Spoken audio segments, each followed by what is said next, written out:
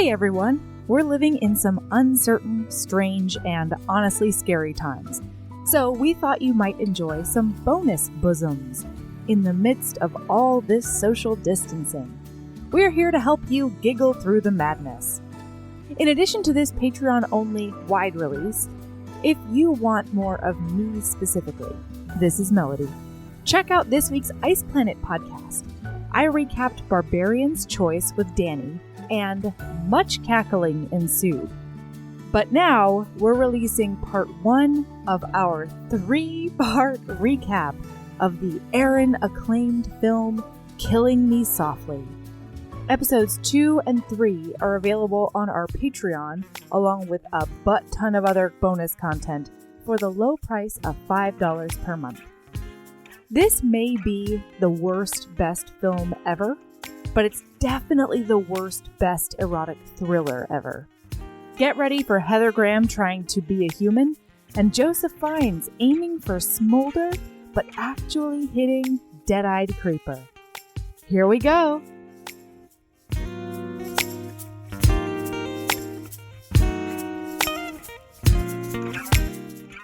Aaron, it's time. It's happening. Aaron! When we announced this, somebody came on and said, hey, you just mentioned doing this in episode 44. 44. Sorry, it's been so long. I'm so thankful for those of you that a year and a half ago went out and watched this movie in anticipation of us covering it someday. Yeah, Nick, now, this is a shout out to you. Yeah, now this is paying off. What did she call it? Tantric podcasting? Tantric podcasting. And so to the extent there were others, we're sorry. And we are. Here and we are. You know what? You can lay the blame firmly at my feet, probably. So I have several times been kill me softly this weekend. It's mostly just that like watching a full movie is just hard right now. That's all. You know? Is a 90-minute erotic thriller a full movie? I forgot it was an hour and a half. I thought it was like it's a 2-hour thing. And I feel dumb now. Can you imagine what was on the cutting room floor of this film? I want everything on the cutting room floor. I want all of the takes that didn't work, like with Heather Graham, quote unquote, face acting. I would love to see just a mashup of Heather Graham attempting to have facial reactions to things that are happening live. I would love it. Yes. Okay, I want to tell you how this film came into my life, because I want to hear it. This movie is a sleeper cell. This is not one you hear about as being the worst movie of all time. No. Like, have you heard of this outside of me? No, I haven't. And it's a no goddamn one I've met, travesty. Yeah. No one I've met besides Cole saw this movie outside of the influence of me. And Cole didn't even really watch it. It was like on in Mexico in like a room, like it was on like in the background somewhere. And it was like a cut for cable version. Can you imagine? What? And so he didn't even really watch it. It must have been like 45 minutes long. Yeah. But no one has seen it in America, independent of me forcing them to. So imagine it. There I was. Yeah. In college at Bradley University. Okay, it is my junior year. My roommate Melinda is like my friend, but like mostly my roommate. Like our friend circles did not cross over. We were random roommates. Like I think she like advertised and I was like, sure, or vice versa. You know, like we weren't sure close. But every once in a while I go like hang out with her friends or vice versa.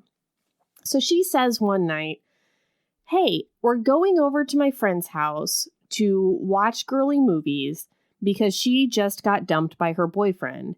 Okay. And everybody's going to bring like a stupid girly DVD, like Legally Blonde or whatever. And then we're going to like eat popcorn and like comfort her and just like have a slumber party. That's really sweet. And I said, oh, that sounds great. Yeah. So I grabbed my DVD of 2005 Pride and Prejudice. Oh, get it. And she grabbed some random, you know, whatever, 13 going on 30 or something. And then we went.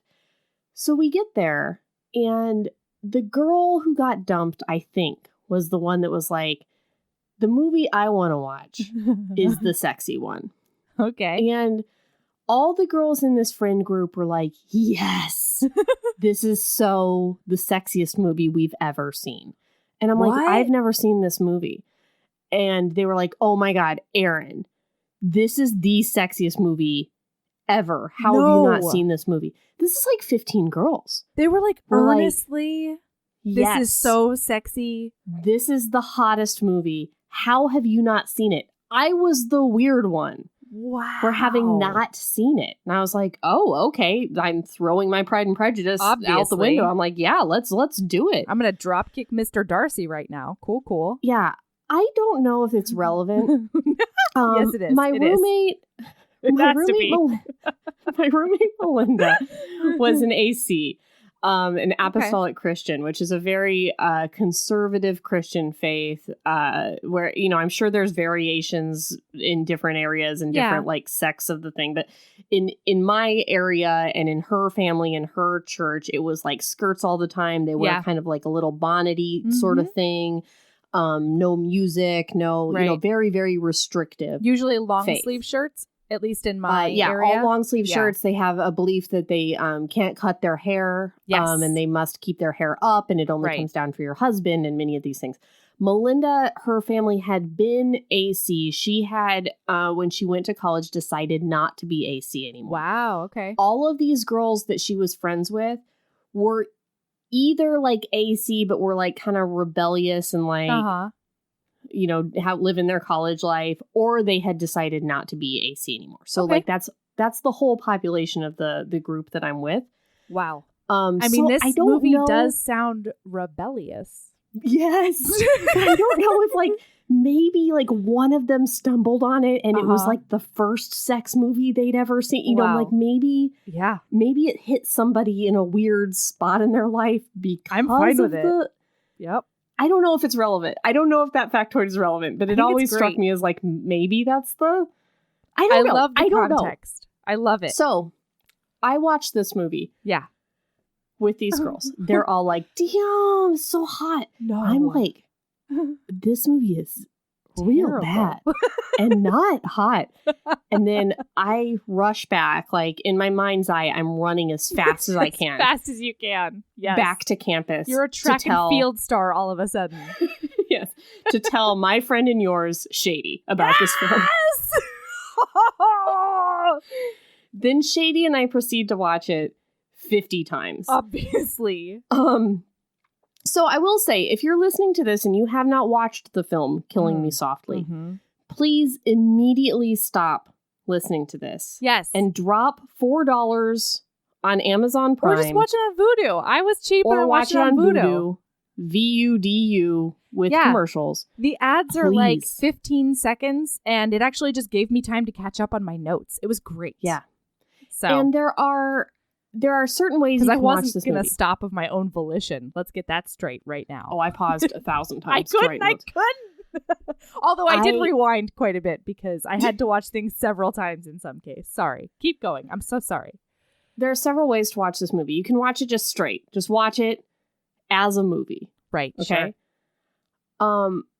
You can also watch it imagining various premises before the movie. One is that the Heather Graham character, Alice, is an alien who has crash landed on Earth and knows nothing of our customs. That is an incredible take. Yes. It's just like various ways that like you can imagine that Alice like is the way that she is. Another way is that like at the beginning of the movie, off camera somehow, Alice got some kind of traumatic brain injury. Yes, very traumatic brain injury. It rewrote the whole thing. She just learned how to make a cup of tea, you guys. And she is starting fresh. But if you watch it that way, it's very nice. Another way is that similar to Big, she is a child in a grown woman's body, which does make the sex kind of problematic when you're watching it, but also explains why she's doing the things that she is doing during the sex things. Yes. Like, is this hot? Right? Do you like it? What I'm gonna do. Do you like it when I touch your brow and cover your eyes? Rub your face vigorously? Is that part of it? I don't know. So that's a little tip that I'm bringing to you guys. I love it. Did I tell you to watch this movie? Yes. When did this come to you? I don't know. I feel like it was several years ago because honestly, I forgot so much of this. I forgot everything other than like the climactic sections. Like I forgot the whole like mom bit of the movie. I forgot all of it. And it was so great. It was like watching it for the first time, except I knew all the seeds the movie was trying to plant about like the big giant thing that happens at the end. And so yeah, I feel like it was when it was still on YouTube. I know that much. Yeah, it used to be on YouTube. Yeah, it was probably like 2013 or something like that. I know it was when we were not living in the same place because you would have been by my side watching it. I was not by your side. That's kind of what I was asking. Oh, yeah, man. You were not by my side. I know that magical. I watched Tanya I made Tanya watch it in person. Yeah. Yeah, that's one of her fondest memories. I will say that. Oh, really? Oh, yeah. She talked about it on the call. She loved it. Yeah. I think she was drunk off her ass and she was like, yeah. Yeah. All right. Should we begin? I think we got to begin. Okay. All right, Aaron. Opening scene. It comes out with like swinging. It's swinging. Just double punch right to the jaw. Here we go. So we've got a mountain, a snowy mountain. Somewhere in the Himalayas. And then superimposed on the mountain. Translucent? Like it's like a translucent, like their heads. Joseph Academy Award winner? Yeah. Winner? Nominee for sure. Maybe winner. And Heather Graham in the throes of ecstasy, just like over the mountain, just like, and you're hearing like a lot of violins and just the sweeping violins. Heather Graham's cut jaw is thrown back in a passionate embrace. And then as this shot keeps going, you see a scarf around her neck. Yes, and we get a voiceover. The voiceovers. A Heather Graham voiceover, it says. Voiceovers. You know what happens at that height? Your brain dies from lack of oxygen. Cell by cell, it just shuts down. The body goes with it. I can't stop thinking about what it must have been like. And that's it. Mm-hmm. So then we see some climbers. They're ice climbing. They're climbing. Yeah, ka-chunk, up the side of the mountain. Climbing. And it's like a sheer ice face. Okay. Yes. They're doing the whole pickaxe. They've got the thing. picks. They've got the spiky shoes. That's the one. They're climbing up that mountain. Then all of a sudden something goes wrong. And then like you see the rope fall limply. And then the shot of the bodies falling through the frame. And it really sounds like that. That is it's like cartoons. It is. Like just like falling diagonally through the frame. Oh, it's perfect. It's wonderful. And then male voiceover. Why don't you just start at the beginning? It's always the easiest. And then the next thing we hear from her. So in response to, why don't you just start at the beginning? It's always the easiest. She says, I grew up on the plains in Indiana, a flatlander. I'm just a through flatlander. And through. Have you ever heard the term flatlander in your life? I have. Yes, I have. At the time I saw this movie, I had not. I have heard it once in Alaska. Yeah. One time I've heard the term flatlander and I lost my shit. Like, I think I literally peed a little. I was laughing so hard. I'm like, it's a word. Okay. A flatlander through and through. No family to speak of. No friends. Anyway, it was January. Okay. Yeah. Later on in the film, we find out who she's talking to. Yeah. It turns out. Makes no sense. I'm going to spoil it right now. Is that okay? Do it. It's a policeman. She's talking to a police officer. Talking to about, like, things that have happened. An altercation. If a policeman ever asks you to start at the beginning and you say, I grew up in Indiana, no family, no friends. A flatlander through and through. That's not what he's talking about. That's not what he's looking for. That's not what he's looking for. It's not. He's not looking for, do you know what happens up there when the oxygen is thin? You die. Cell by cell. That's not the beginning he wants. Okay. Then the camera. Jump in whenever you want. I will just talk forever, constantly. I'm into it. Yeah. The camera pans over some pictures of Heather Graham and like a regular looking dude. Yeah, he's just a boring boyfriend. He's fine. He's fine. Good. The first one, they're just sitting at on a bench, staring at the camera, slack-jawed and terrified. The next one, they're sticking out their tongues. The third one, they're kissing. The fourth one, they're kissing. The fifth one, again, slack-jawed and terrified. Oh my God. And this is like the pictures they have on their wall at their apartment. It's very weird. And like they've just got like a boring relationship. They sleep with their butts touching, and then he puts her toothbrush or toothpaste on her toothbrush, and like they just have like a regular morning, and then they go to work and stuff. She says that he's comfortable and safe, and that's what she likes about him. Do you know what else she says? What does she say? To the policeman, she says what her job is. Do you remember what her job is? I have it highlighted in blue. Yes. Look at that. Yes. She says that she designs CD-ROMs and websites for big companies. No. One tiny word is different. What is it? I design CD-ROMs for websites. Oh, that's for right. corporate clients. What is a CD-ROM for a website for a corporate client? What is it? This movie is from 2003. What is it? What is it? Yeah. The policeman says, that must pay well. And she's like, I don't know. It's not as glamorous as it sounds. Girl, it doesn't sound glamorous. No, it does not. It does not. Okay.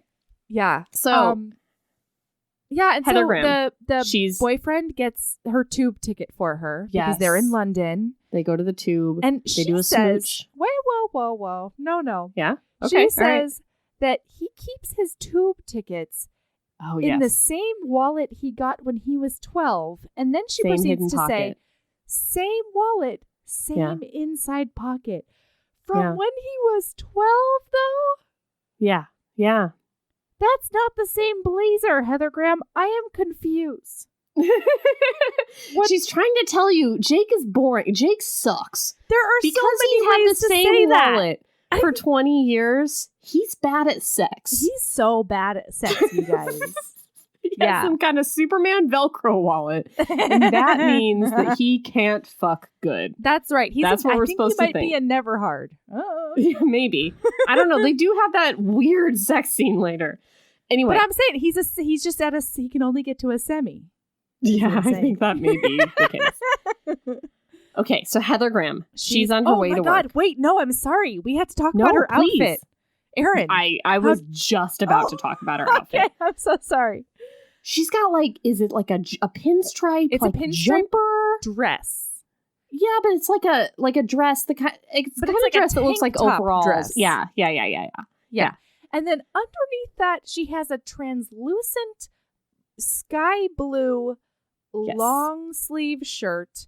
Yes. And when she has her jacket on, it looks as though it's like one of those peekaboo chest shirts where it's got like a cutout right there. Turns out though that it's just like a really inefficient tiny scarf that is not meant for outside, but she also takes it off when she's inside. Yes.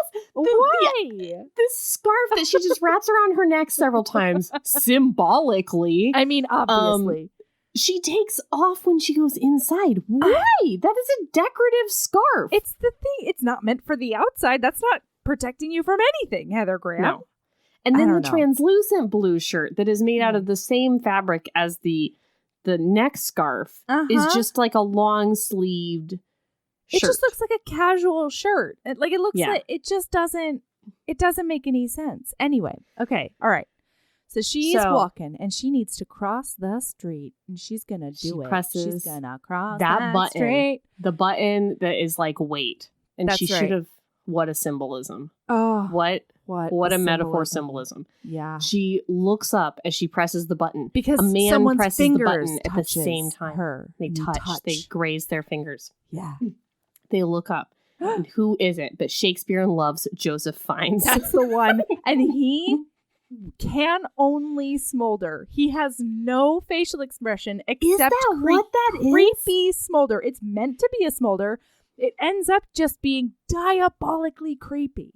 Yeah, it's a dead-faced smolder. Yeah. Like it's like a completely relaxed face, dead-eyed, like I'm looking at you smolder. He is wearing the baggiest pants you've ever seen in 2003. Thank you, Aaron. And the largest leather jacket it's possible for a man his size. No, I cannot move on to the leather jacket until we talk about the cargo Aladdin pants. Okay, yeah. What? Yeah. Cargo Aladdin pants. Yes. These things are so baggy and like the crotch is so low and the waist is still so high. Like, how is it good for costume design in this scene? This movie is insane. And I wonder, bananas. So here's a little background on the Aaron acclaimed film Killing Me Softly. Yes, the director of this film was like a very talented Chinese director who had just done like 3 very, very like good critically acclaimed films. Mm-hmm. And everybody was like, this is his first English language film. What will he do? Like everyone was so psyched for this movie because it was going to be his first English language film. He was such a talented, good director. Totally. No one has seen him since because of this situation. No, I don't know if that's true. But some of the outfits in this movie do seem to be like vaguely Chinese inspired. Like there is a part where she's wearing kind of like a Chinese dress and stuff. Yeah. So I'm wondering if these aren't like fashions that were popular in China at the time. Like I'm like, I don't know. I don't know either. I'm just trying to find a way to explain it. We're grasping at straws, Erin. Yeah, that's what I was thinking like maybe there was some kind of like street fashion going on in Asia at the time that the director was like, I want him to be wearing these cool baggy pants that the kids are wearing right now or something. Sure. I don't know. But I just need to remind everyone, these are not like baggy, sagging pants. No. These are just pants with a regular waist and a crotch that's like 18 inches long. Yeah, and they're cargo pants. They're athletic for some reason. Aladdin pants. They're harem pants. They are cargo harem pants.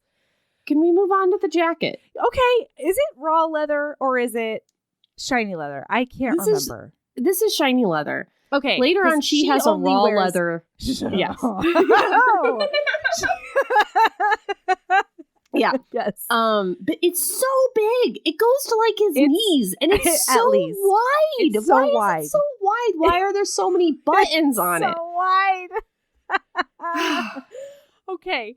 So they like cross the street, and she keeps on looking over, and like Heather Graham's smiling, and then he keeps on looking over and dead creepy eyes at her, and she gets wet in front of us. Okay. Yes. Yeah. Like, I mean, I can't tell that from like her acting or face or anything. Because when you say she smiles, it's just kind of like a stare with kind of like, yeah.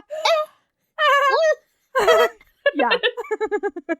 There's nothing sexy about what she does with her face. Heather Graham, God bless her. But you know by her actions that she must have gotten turned on in this movie. Oh, yeah. Completely. Okay. So then, so she immediately starts obsessing. And she like looks out the window because, and she sees him go. No. We're not there yet, Melody. My God, you're right. She walked. Yes, go. No, go. I don't think you're going where I'm going. Oh. Joseph Fiennes, Adam, goes into a bookstore. Okay. Yeah. Do you remember the name of the bookstore? Wait, I'm before you because Heather Graham is so turned on. Because she literally walks past her like building, and her work friend is like, "Hey, Alice, do you want to come inside the work job that we go to?" and she's like, "Oh yes." Oh yes, I'm and then she does at least 3 triple takes. She does a triple take back to watch Watch the fine ass you cannot see in those cargo Aladdin pants. It's just a tiny head and then the largest outfit.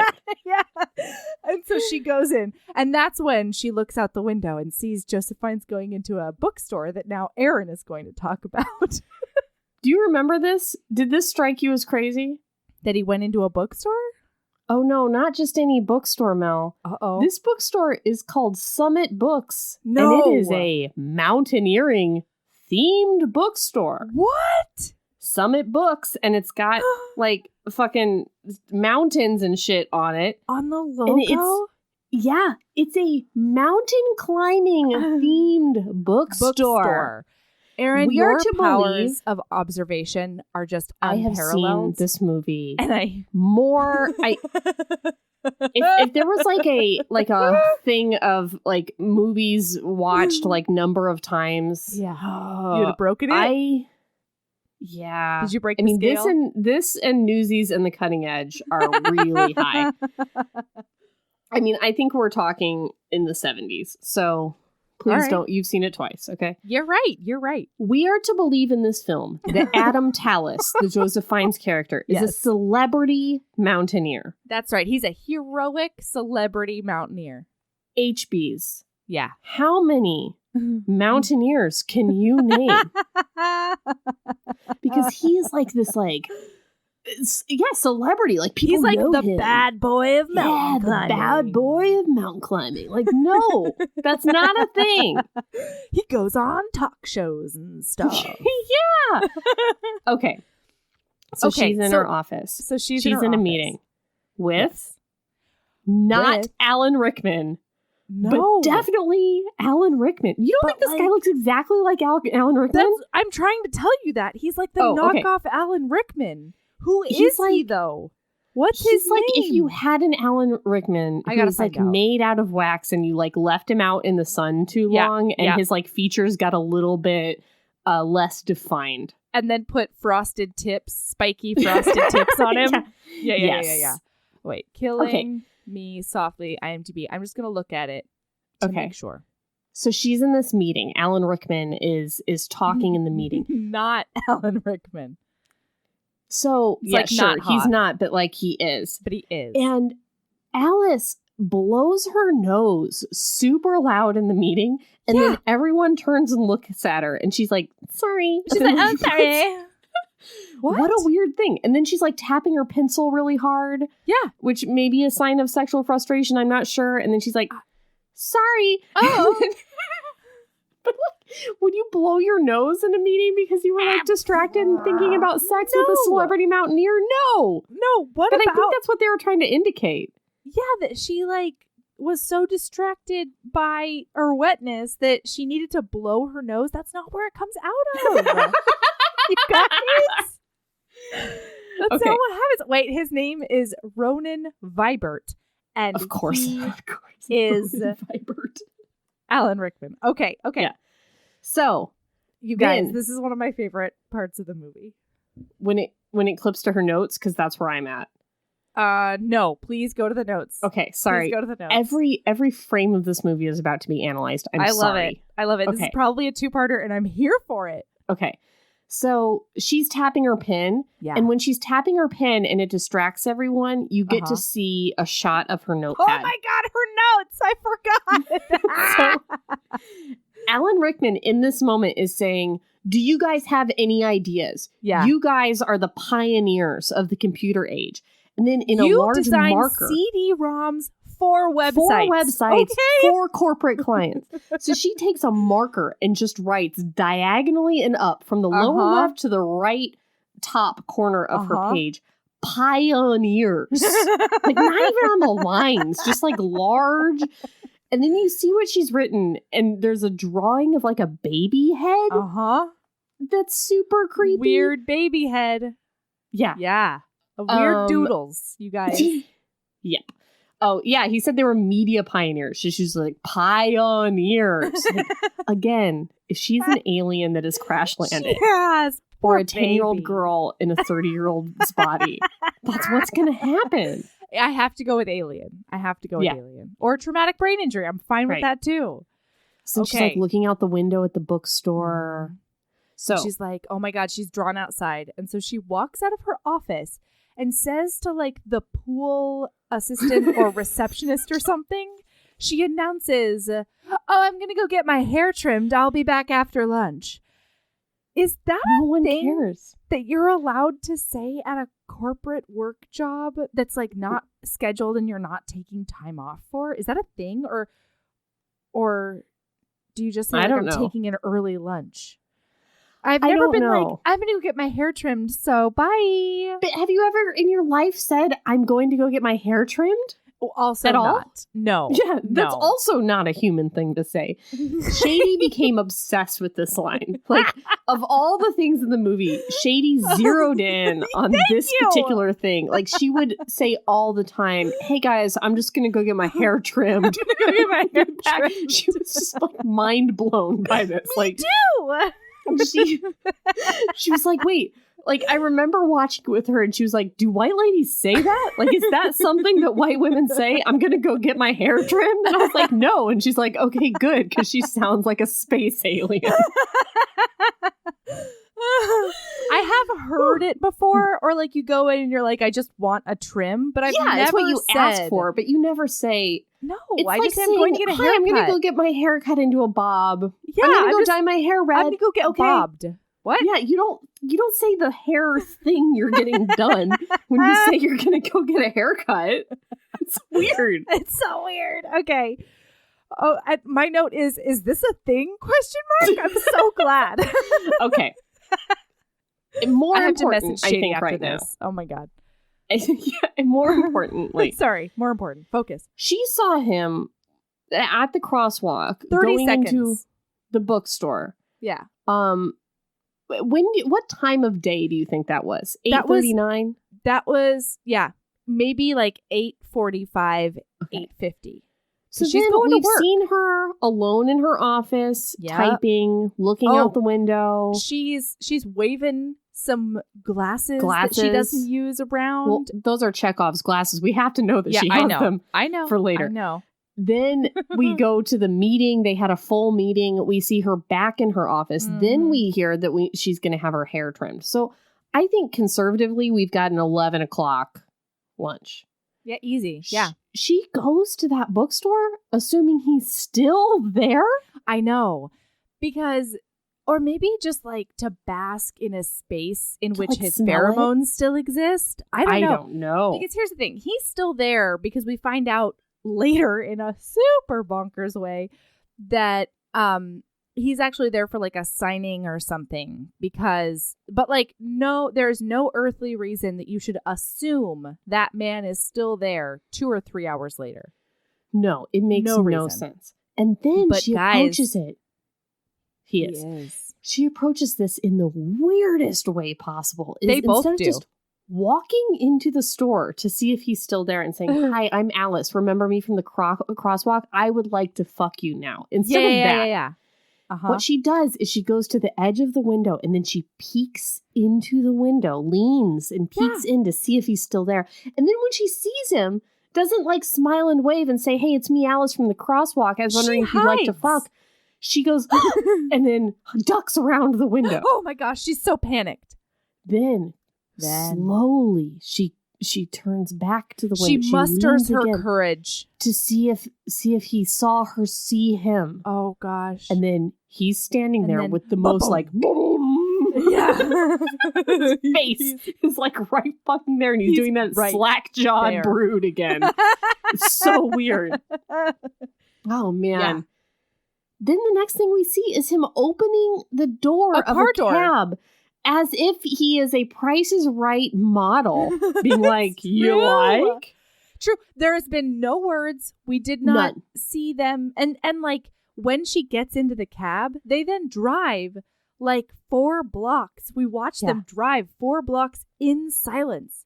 Yeah. And then all he says is, they have their hands right next to each other on the seat. He's got this like weird, creepy, like confident, like smirk. Like, yes, I've got this hot lady. I'm a fucker in my house. Bagged her. Am I right? Also, the voiceover is like the cop, the policeman going, you got in, and her being like, the way she says this, I got in.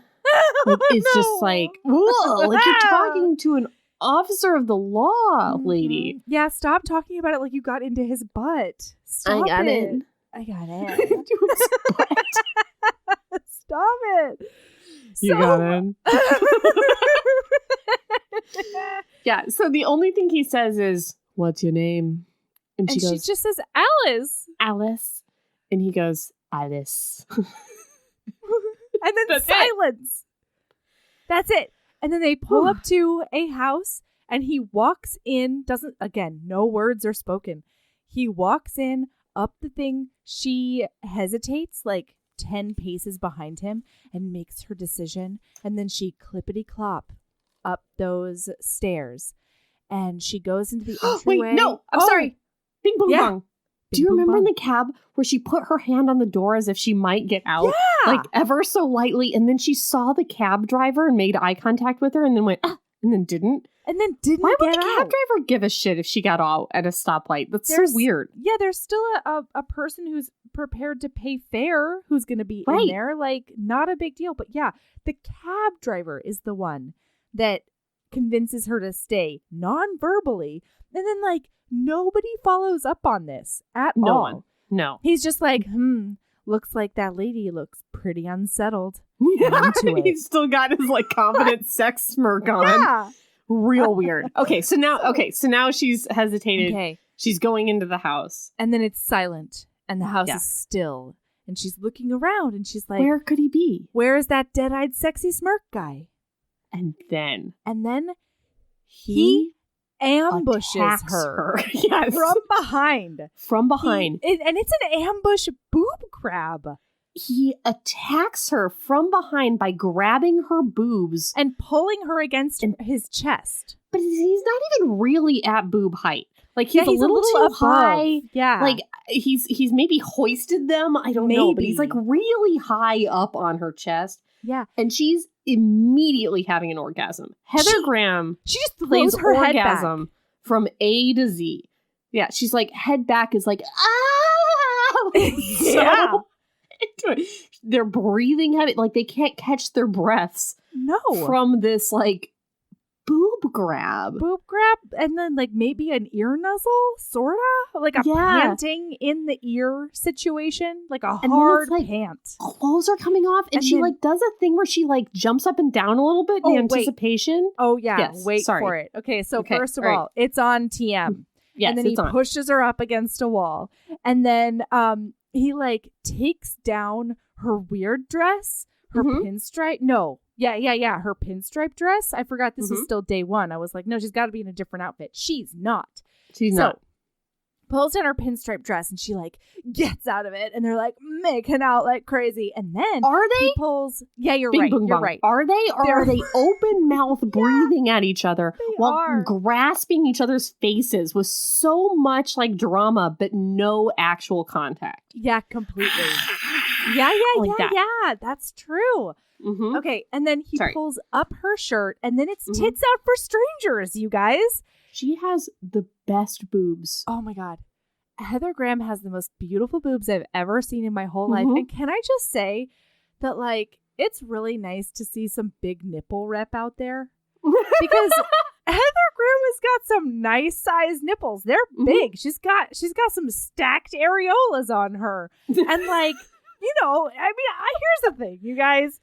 My boobs have changed since breastfeeding. But even before that, I always was like, I didn't know I had big nipples, but then I encountered other nipples and I was like, oh my God, I think I have giant nipples. I don't know. They're not giant. I've seen them. They're not. But you know, they're regular, but they're not teeny tiny little. They're not. No, they're not. They're normal.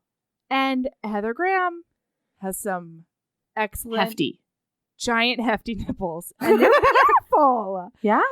So, okay. And so he's like mouthing on her tits. And then this is when she tries to jump on him and then has to try to jump on him again. It's like this stutter step jump. I think that's what happened. I rewatched it no less than 7 times. She, like a little kid, was bouncing up and down. Like, oh, get to it. And I'm like, what a weird... Yeah, I was like, God, what a weird choice. But like, I guess it goes with all the other weird fucking choices she's making.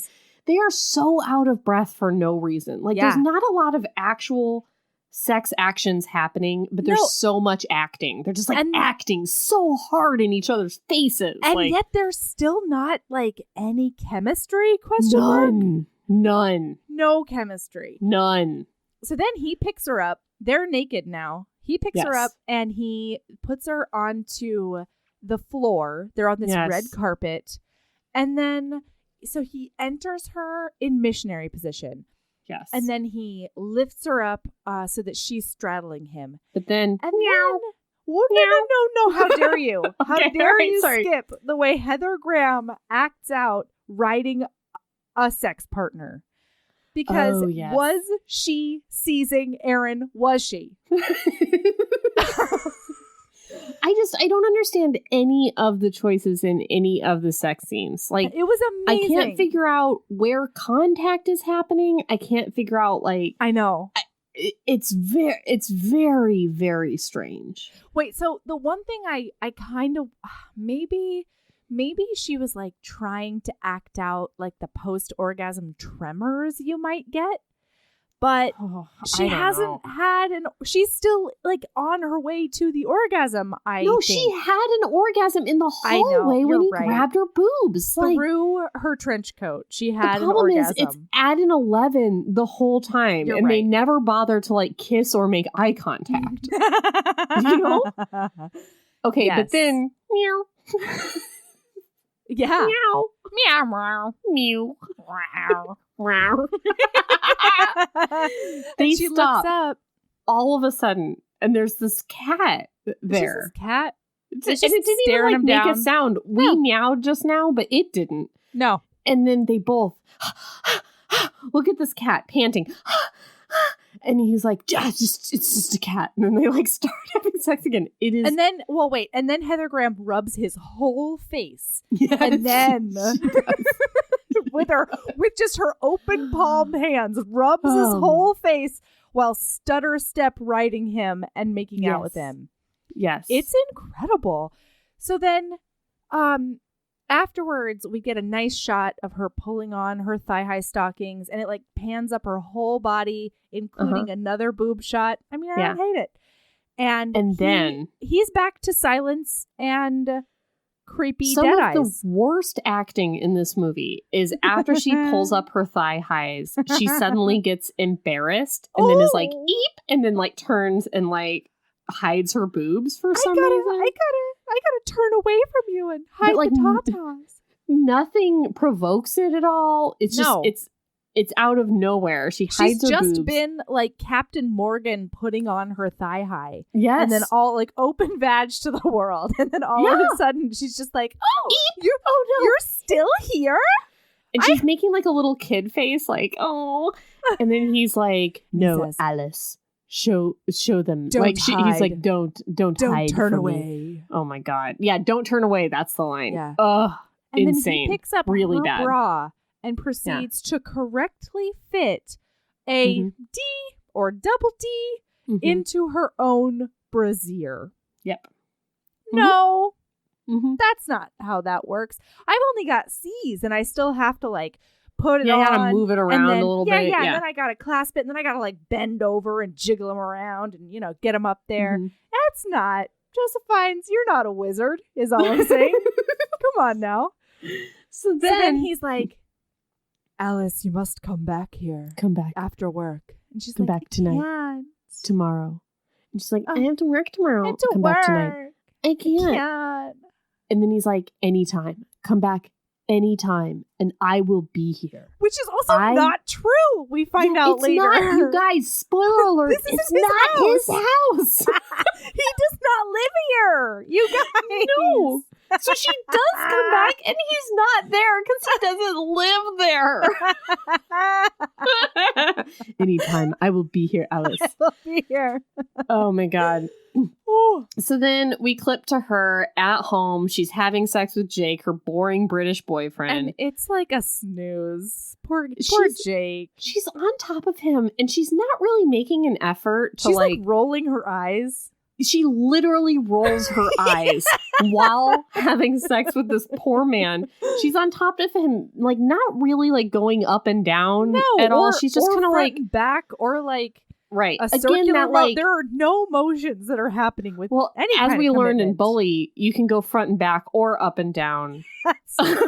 Or kind of both. But you know that little like impatient like that she did earlier, that's what she's doing on top of Jake. It's just kind of like a like up and yet down, it's like not even fast. no, it's just kind of like a effortless yeah. bounce is what she's doing. Like a lazy bounce. Yeah, and then poor Jake is like, what do you need me to do? Like, clearly you're not into this. What do you want? I'll do anything for you. I'm a moderately attractive regular guy who's devoted to you with a good job and a great apartment. Like, there's nothing wrong with me. What do you want? Need to and get she's off like, his thumb? What do you need? Yeah. And she's like, just keep doing what you're doing. You're just perfect. You're fine. And then whatever. So then, what happens next? The next day we see her dressed for work. Now, yesterday the outfit was very covered up. Now she's wearing fishnets. She's tits out. She's got a red blouse unbuttoned almost all the way. It's like a rose blouse that's unbuttoned like to the bottom of her rib cage, basically. Yeah. She thinks about going to work. Yeah. Yeah. Oh, she does not.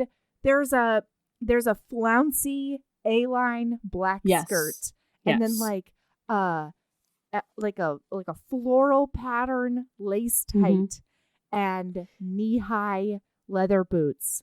Those, but the lace tights are, I would say, more skin than they are tights. Oh, like they look like a fishnet.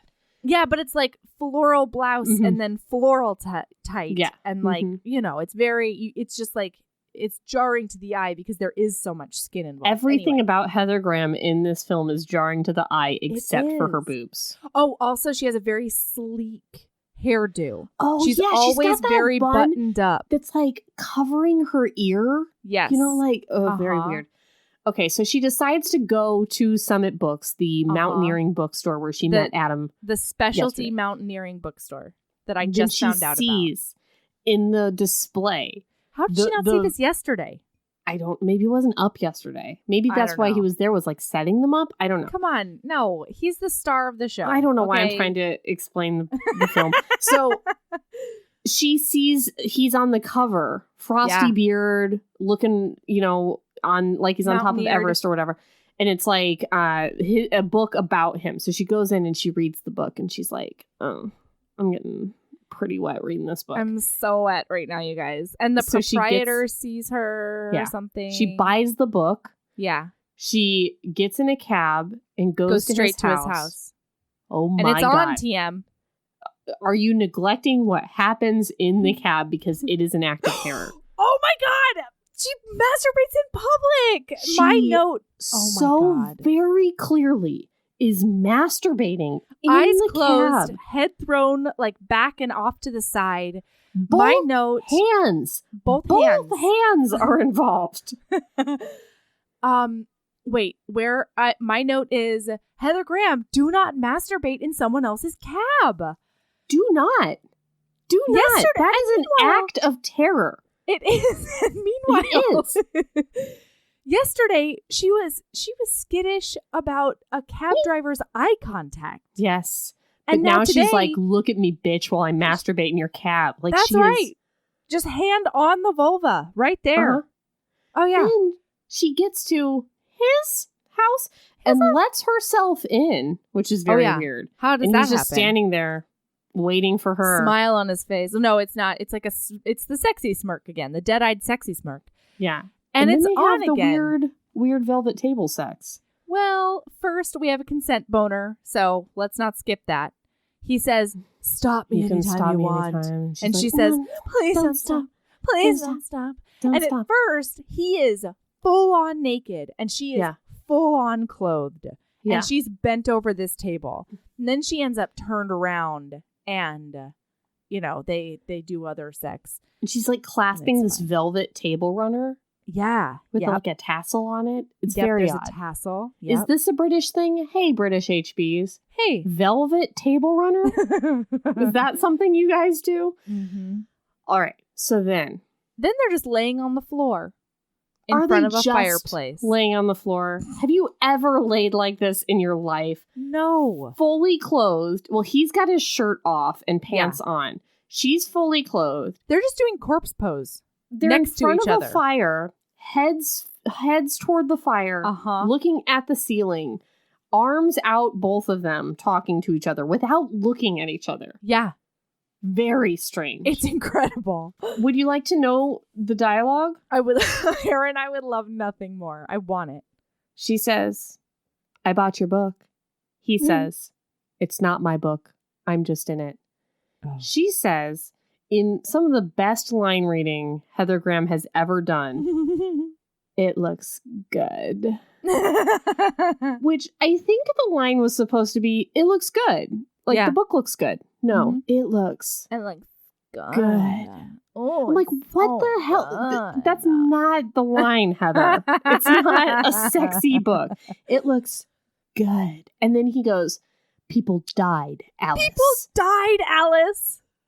And then he just gets up and he says, this is maybe the 10th thing he's ever said to her. Yeah, ever. He gets up. He takes out a cigarette. Celebrity mountaineer, Adam Tallis. Yeah. Okay. Hi. Hi. You need your lungs to be able to get every tiny bit of oxygen you can possibly get when you're going up the many thousands of feet. Mm-hmm. Yeah. Stop murdering your lungs. He smokes like a chimney in this movie. What it's are insane. you doing? Yeah. So he fishes around in a fish tank for a goldfish. Whoa. How dare you? What? Wait. Okay, so before that, we have to talk about Heather Graham's concerned listening face. Well, so I have that immediately after. That's so funny. I wish you could see my notebook because I say, he smokes, ! Tells her the story, that poor fucking goldfish, and then I wrote, her concerned listening face is insane. It's in cursive. Can you see it? Her listening face? My God. Can you see it? Yes, I can. That's so funny. It. And mine says, HG's concerned listening face is hilarious. Yep. Okay, wait, but you're right. He's like, people died, Alice. Yeah, I was in love with... He talks about Francoise, his old girlfriend. Oh, sorry. Her face is just very it's like she's excited. Yeah. But also... she's got a smirk on her mouth, and then she's got a furrow on her brow. And the widest eyes you've ever seen. Eyes as wide as saucers. She is a deer in a headlight right now. But the eyes are confused. So the brow is furrowed, the eyes are completely confused, and the smile is sexy. It's incredible. I've never... It's like 3 different faces cut out and smushed together. And you can't imagine how anyone could be this bad at acting. Like, HB's, I feel like if we said to any of you, make a concerned face, you'd be able to do that. Heather Graham can't. She can't. She's like, I know. What human emotion do you want? Sexy? Do you want boobs? I can't give it to you. Okay. So then my next note is, where is it? Yeah, hold on. He does get that goldfish. I said, leave that fucking fish out of it. He's like, this is what it's like, Alice, when you're up there. He proceeds to abuse an animal. He drowns this goldfish in the air and is like, it's like this. And by the way, she hasn't asked. All she said is, your book looks good. That's the only thing that she said. And he's like, do you know what it's like? People died. Look at me abuse this goldfish. And then he puts it back into the thing. And she's just like, okay, cool story. And she says nothing. Hold on. Wait, bing, boom, bong. Fish abuse with melody. Okay? One of the reasons that catch and release isn't actually catch and release, for all you fishermen's out there, is that fish have a really important coating of protective slime on their skin. And so when you go and you manhandle that goddamn fish, you're basically like cutting open its immune system and laying it bare to whatever environment it's in. So 9 times out of 10, the fish that you just yoinked the hook out of and then tossed back is still gonna fucking die. And I would not be surprised if that poor, abused goldfish. How dare you? How dare you turn the camera off during my rant and try to multitask? I had to text David. He just texted me, "Vroom, here I come," and he's not supposed to be off work for another 2 hours. So I want to know what "Vroom, here I come" means. So I'm texting him podcast. All right, well, HBs, that fish is gonna die, and that goldfish in 1 week is gonna be belly fucking up. So stop abusing fish. But it is, at the end of the day, a fish. I'm sorry. How dare you? You eat them. You eat them. You eat them. That's fine. I kill them and I eat them. Yes. I don't torture them and then let them... Aaron! This was not okay. It was not okay for him to do, especially when she didn't even ask. It wasn't like, hey, Adam, could you show me? I'm having trouble grasping the concept of what it's like to be on the top of Mount Everest. Could you give me a visual example? Because I'm not an auditory learner. It wasn't like that. It was like he did it just for funsies. And meanwhile, like later on, once we find out what he's into, he could just give her a real life demonstration of what it's like to be like, would you like to feel what it's like? Because I love strangling. It's my favorite. Okay, sorry. All right. So then she's going to put on her baggy silk underpants. Oh, yeah. And he's like, no, don't. And then she goes, and then doesn't. She hasn't said she's anything prepared to never see this man again. Yeah. Yeah, true. Yeah. But she wants to feel sexy throughout the day. Again, when she decides to not put on the underpants and leaves, the last thing she said to him was, "It looks good," about his book. That's the last line of dialogue. No, really? Yes. I swear she said something about he just monologues at her and she just puts on her pants and leaves. Yeah, but she doesn't. She doesn't put on her pants and leave. Right. Whoa. Yeah, I think he in this talks to her about Francois a little bit too. The lady climber that he was with. She does speak. How dare you? What did she say? This is where he's like, he explains that something went wrong, even though everything was like super double, quadruple checked, and his girlfriend Francoise died. And then so he's like, the love of my life died on the face of this mountain. And that's what the book is about. And her next words to her are, I live with someone. Oh, right. She does say, I live with someone. She walks right before up to she him, leaves. You're right. Grabs his face and then just she says, loves face grabbing. I live with someone. And that's it. That's it. And then she leaves. Off. She's skipping down the sidewalk. But then she gets a really stupid call from boring boyfriend who like needs her to pick up a watch or something. And she's like, I feel so bad. Yeah, this phone call is nuts. Like, he calls her and is like, hey, where are you? And she's like, I don't know. I'm running errands. Yeah. And he's like, okay, well, I need you to get my watch. Is that cool? And she's like, yes, I can do that. Yes. Yeah. Yes, I can do that. That I can do. And then he's like, okay, well, I miss you. And she goes, miss you. And he's like, all right, I love you. And she goes, love you. And then like hangs up the phone. It's very weird. And she's like skipping along, playing soccer with little boys, no panties, just like it's amazing. Hanging out. Okay, wait. Quick tangent, real quick. Yeah. Because a lot of the HBs have been watching Love is Blind. Have you seen it, Erin? No. Oh my God, it's so good. It's a Netflix reality dating show situation. But what I need to tell you about is this monster called Jessica. Okay. She is the worst TM. Like, she cornered the market on the worst. Okay. And one of the things... Sorry. She does a couple things that just like really bother me. One is that her voice completely changes when she's having like a normal conversation versus when she's talking to a man. Like Crystal from The Bachelor? Yes, she immediately goes baby voice. But then the other thing she does, and I don't know if it's because she's not actually that into this really incredible guy that would like die for her. She's a monster.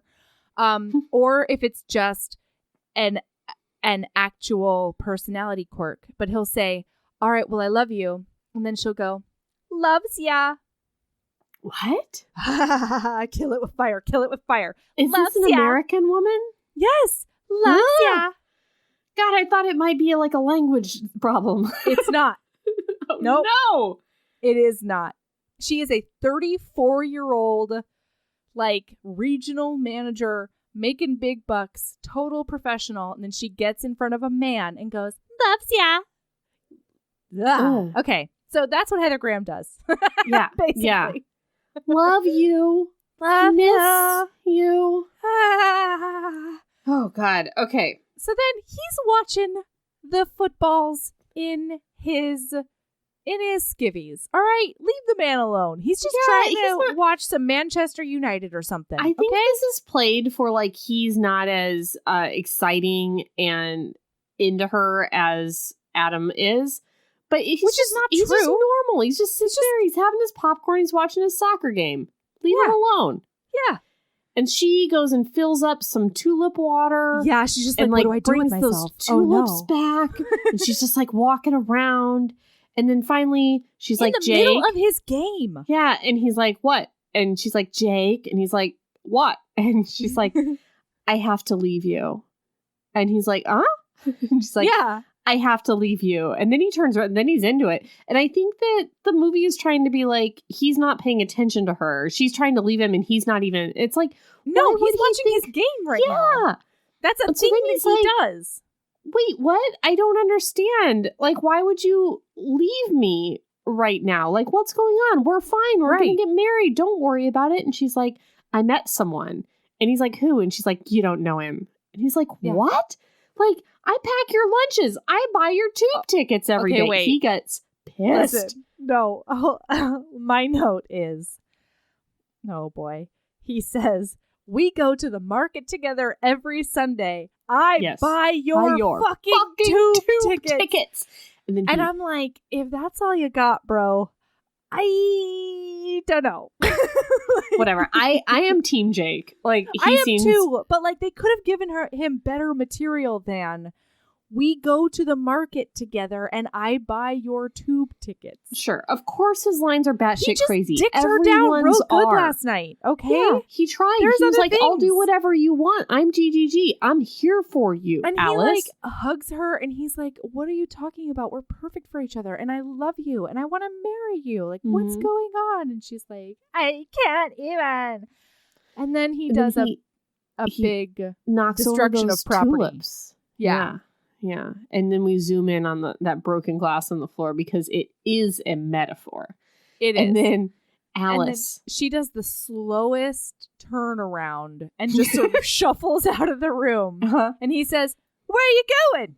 Mm-hmm. And no response whatsoever. She does change clothes, though. There's suddenly scene cut.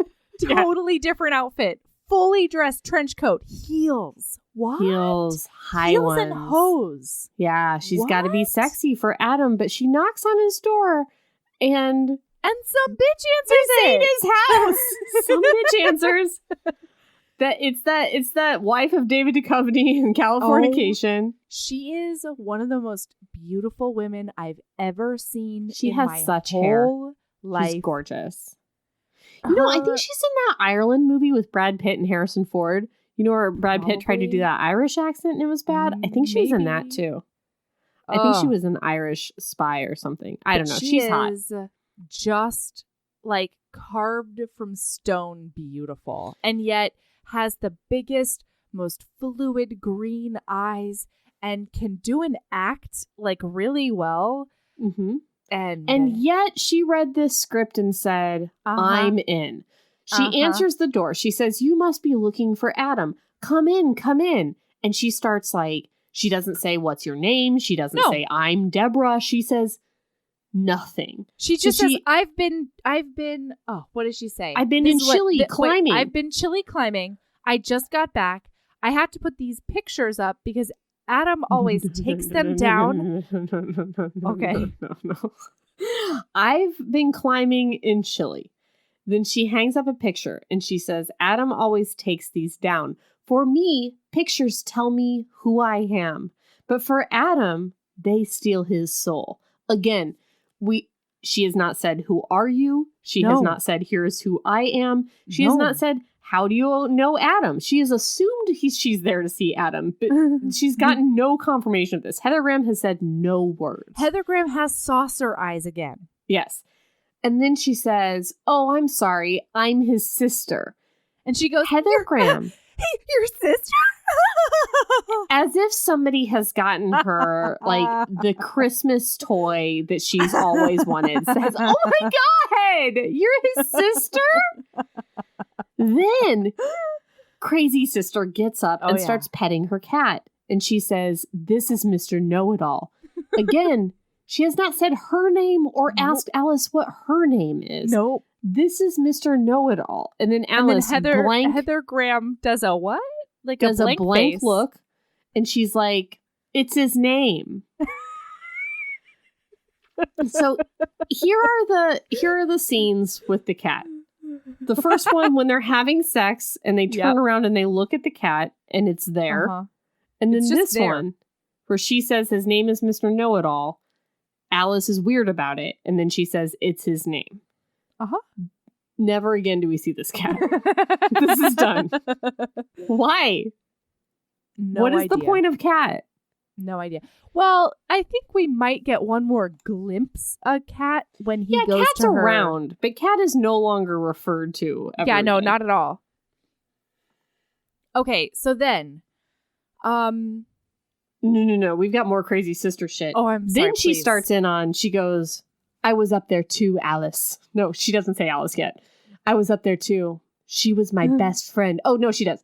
I was up there too. She was my best friend, Alice. And then like Heather Graham gives her another completely blank doll look. Like she's a doll with the blinking eyes that you sit them up and the eyes open. She says, yes, I know your name. You're very beautiful. I can see why he fell so hard for you. Weird.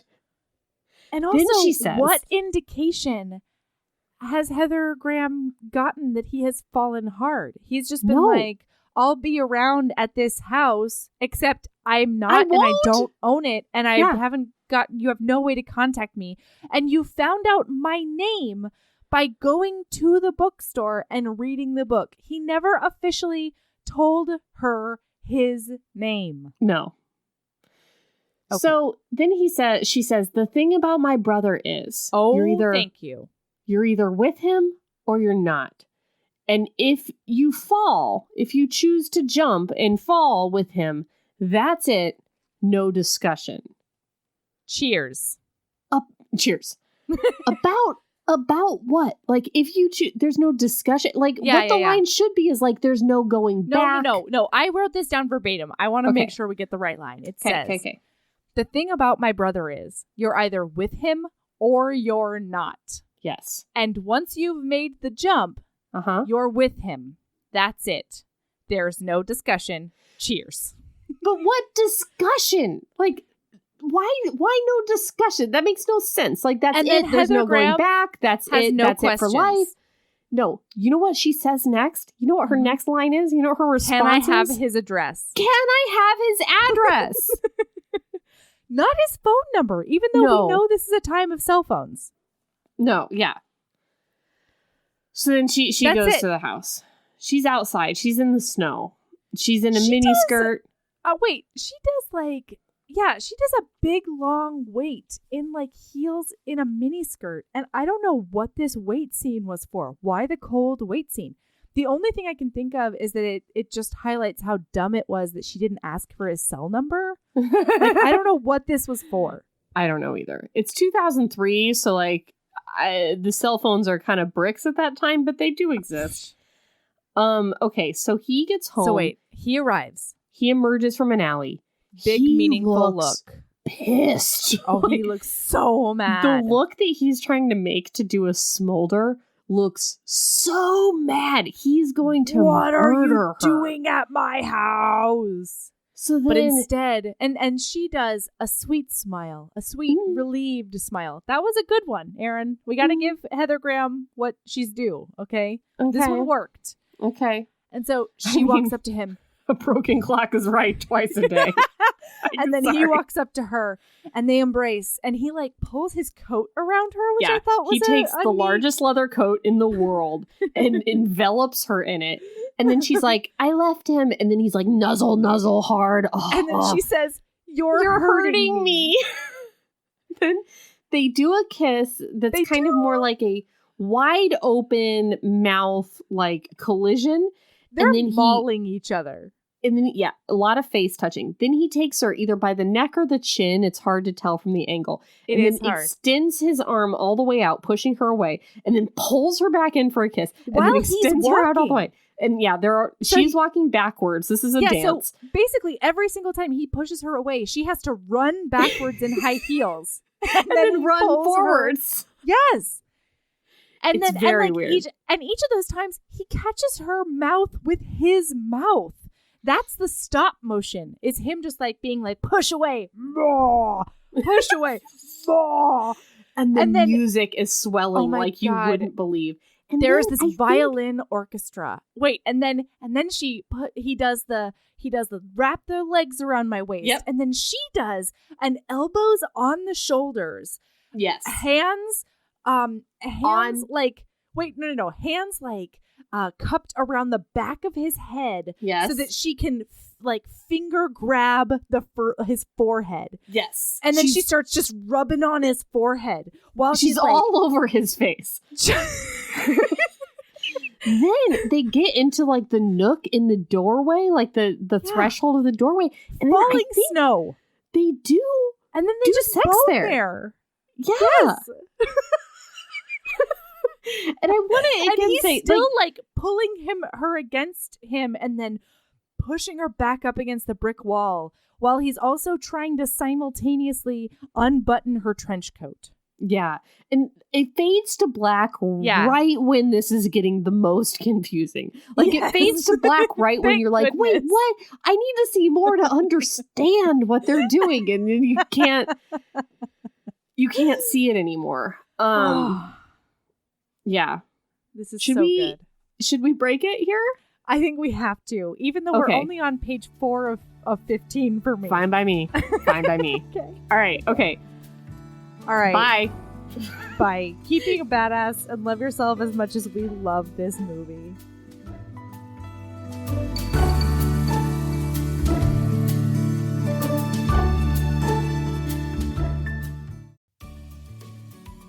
Hey, you. Yes, listener, you. Are you loving the show?